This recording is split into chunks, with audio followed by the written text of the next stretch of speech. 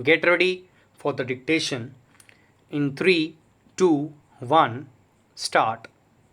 By opening up religious places for worship now, India risks high community transmission.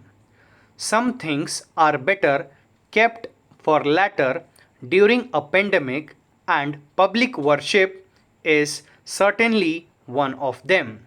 When epidemiologists were recently polled in the US on when they would think of attending religious services, 43% of about 200 respondents said they would consider that in 3 months to a year, and an equal number said not for 1 year.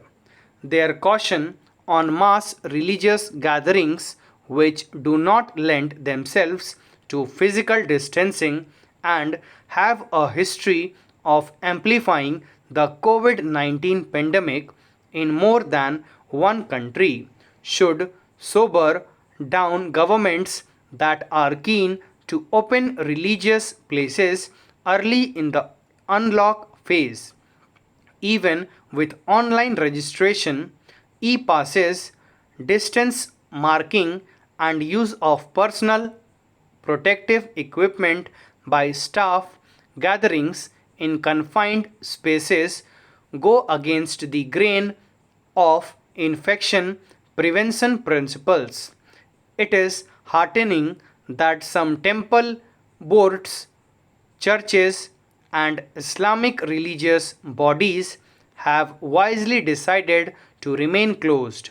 As among the top 5 virus affected nations, India cannot afford to create conditions that lead to mass transmission. The priority today is to refloat a crippled economy safely while postponing all optional activities to a time when there is better disease control and prevention and treatment courses are available. The compulsion to unlock when infections have not peaked has already placed the onus of remaining safe on people, a significant section of whom have health vulnerabilities such as diabetes.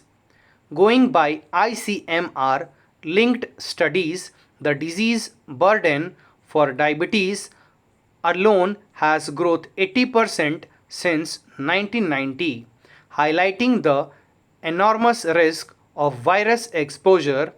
Millions of such citizens now face aggravated community transmission. After pursuing a lockdown strategy that had low impact on the infection curve but many negative outcomes, India needs to draw up its unlock priorities carefully. It must show the political will to enforce norms on public behavior such as mask wearing and physical distancing. Yet, the scenes from many cities coming out of lockdown, including hard hit ones such as Mumbai, show anxious crowding in many situations, including on public transport. Night curfews are weakly enforced. This is worrying considering the limited medical capacity that exists to care for a large number who might suffer the worst effects of COVID 19.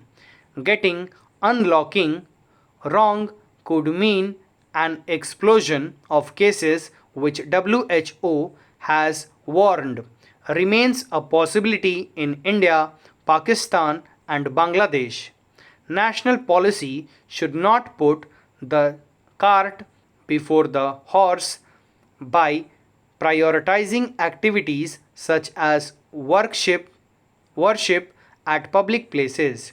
All available resources must be devoted towards productive and essential work.